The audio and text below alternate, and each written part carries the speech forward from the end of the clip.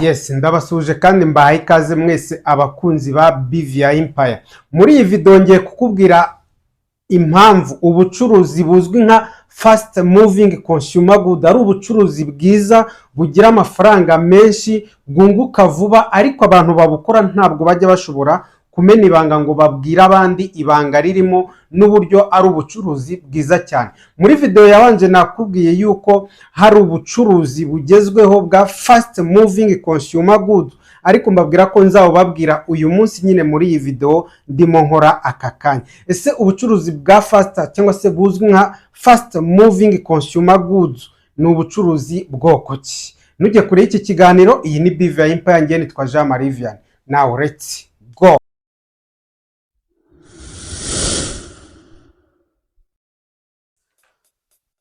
So kuri 12 turahasanga ibinyobwa nka Fanta, kubanywa inzoga, bya binyobwa byose bitandukanye, amaji, amata. So ibyo ni ibintu nabyo kubicuruza ubiranguza as business, ni ibikoresho cyangwa se ni ibintu nabyo bikenerwa umunsi ku munsi. Kuri 13 rero, kuri 14 turahasanga amabiswi, amabombo n'utundi tuntu snacks, bya bindi abana bakunda. Abantu bacuruza bene ibi bicuruzwa babiranguza babona amafaranga menshi. 15 tuhafite isima n'ibikoresho by'ubwubatsi bitoya, nabyo ni fast moving consumer good kubera ko abantu bakinira kubaka buri munsi. Urabyuka ugasanga abantu bazamuye amazu, wabyuka ugasanga bazamuye amagorofa, amakadasiteri, ama etage. Ni ibikoresho nabyo bikenerwa ku munsi. Uyu munsi utari kubaka, mugenzi wawe abari kubaka. Utari kubaka, ejo hari undi uri kubaka, cyangwa se ejo nawe uba urimo kubaka. Kuri 16 duhafite amazi apfunyitse like Inyange, akandi n'ayandi. Abantu nabo baranguza amazi, muzi ko ari ubuzima. Abantu benshi barayakenera, amabanki, amakampani akomeye, amahoteli, ibirori bitandukanye. Nta birori biba bitarimo amazi. Mu ngo turayakenera kuyanywa no kuyakoresha, ariko aya ndi kuvuga ni yayandi abapfunyitse nyine yo kuranguza, amajibu n'ibindi. Abantu bakora bene ubu bucuruzi bwo kuranguza bino bintu bihita bishira, babona amafaranga vuba cyane. 17 dufite ibikoresho by'isuku like amakotex, amapapier hygienique, omo liquide, amasabune atandukanye, amakrogate. Ibyo bya bikoresho byose abantu bakenera kugira ngo bagire isuku. Muziko isuku ariyo soko y'ubuzima, naho umuntu ubikora abiranguza abona amafaranga menshi cyane. So ibindi abantu bakenera umunsi ku munsi kugira ngo bashobore kubaho ni imiti ivura abantu, ukuvuga imiti y'ibanze ivura abantu, amaparacetamol, imiti y'amaso, amavuta yo gusiga abana. Imiti nayo muziko ubuzima tubayeho buduhinduka umunsi ku munsi. Abantu bararwara, bamwe bagakira banyweye imiti, abandi bashobora gukira bitewe nuko barwaye uburwayi butari bukomeye. Ariko akenshi imiti abantu barayikenera buri munsi. Ujya kwa muganga ugasanga hari abantu, wajya muri farumasi ugasanga hari abantu, wajya muri clinic ugasanga hari abantu barwaye, kuvuga barwaye. Wajya muri dispensary runaka ugasanga nta munsi n'umwe usanga ibigo bitanga serivisi z'ubuvuzi bidafite abarwayi.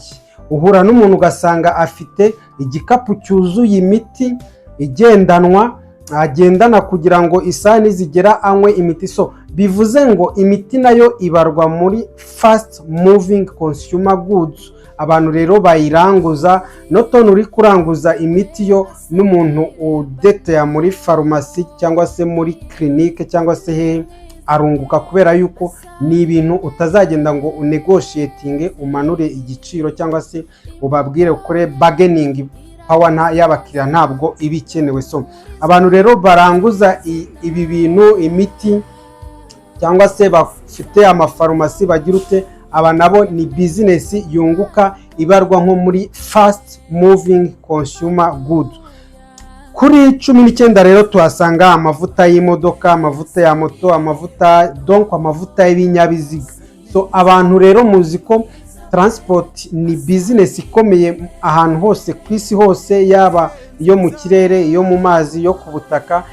Izo modoka rero cyangwa se ibyo binyabiziga cyangwa se ibyo bikoresho bitwara ibicuruzwa bikoresha amavuta rero nayo arakenerwa nk'ama essence n'ibindi. Ibyo nabyo ni bibarwa nka fast moving consumer good. Abantu babicuruza, abantu bakoramo iyo business babona amafaranga menshi cyane. So ikindi kibarwa ari nacyo cyanyuma ku rutonde nabahaye, no rutonde rw'i fast moving consumer good 20. Kuri 20 hari ibikoresho by'ikoranabuhanga byoroheje nk'amatelefone,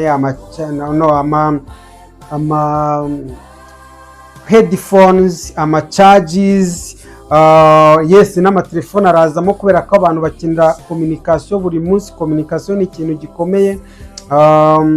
Amamashini, pièces de rechange atandukanye, bya bikoresho byose by'ikoranabuhanga cyangwa se bya electronique nabyo birakenerwa umunsi ku munsi kubera ko u Rwanda cyangwa se isi iyobowe n'ikoranabuhanga muri iyi minsi. So umuntu rero ukora iyi business yo gucuruza izi fast moving consumer good abona amafaranga menshi cyane. Ikibazo abantu babikora ntabwo bajya bamena iribanga bavuge yuko habamo amafaranga menshi cyane. So niba rero izi business wumva wazikora, iyi business yo gucuruza cyangwa kuranguza fast moving consumer good, naguha urutonde rwa element 20 wowe ushobora gukuramo izo wowe wakwiyumvamo, ufite igishoro, ufite iseta, ufite aho washyira shop yo kuranguza. Ni mu rwego rwo kuranguza ariko n'ababidetaya nk'abacuruzi batoya nabo babonamo amafaranga, babona inyungu, ntabwo bihomba kubera ko nyine bikenerwa umunsi ku munsi kugira ngo abantu babeho. So uramutse rero uri tayari, uramutse uri ready, wafatamo kimwe muri byo, bibiri muri byo se bitatu muri byo, biterwa na capacity yawe, ukaba wakora ubu bucuruzi bwa fast moving consumer goods. Urakoze gukurikira. Mu rugendo rw'umwuga wawe ukina umufatanyabikorwa wizewe, uri umucuruzi cyangwa rwiyemezamirimo, gutsindira isoko bizahora ari inzozi igihe cyose utaramenya H Brothers Services. Kabuhariwe mu gufasha abapiganira amasoko gutegura inyandiko z'ipiganwa, tender document, ndetse n'ibiciro by'ipiganwa, sourcing and preparation of competitive price mu buryo buzira amakemwa. Ukimara gutsindira isoko, H Brothers Services mu bunyamwuga n'ubunararibonye dusanganywe, tukuba hafi muri serivisi zose za tekinike zikenewe nka installation y'amazi n'amashanyarazi, networking, CCTV cameras ndetse na firefighting, kuko dufite abatekinisiye b'inzobere. Ntibigarukiraho kuko tunagufasha kurangura ibyo ukenera byose, haba mu Rwanda, Dubai cyangwa mu Bushinwa. Nizwe tuguhuza n'abasupplier b'inyangamugayo bizewe kandi bafite ubunararibonye. H Brothers Services ntabwo ari kompanyi isanzwe gusa, ahubwo n'umufatanyabikorwa ugufasha kwagura imbibi z'ubucuruzi bwawe. Duha ikiganza uyu munsi, ntuzigera ubyicuza. Duhamagare cyangwa utwandikire kuri 0782 74 95 28. Uretse ko wanadusanga mu mujyi wa Kigali kwa Rubangura, ni muri floor ya 2. H Brothers, together we can do it.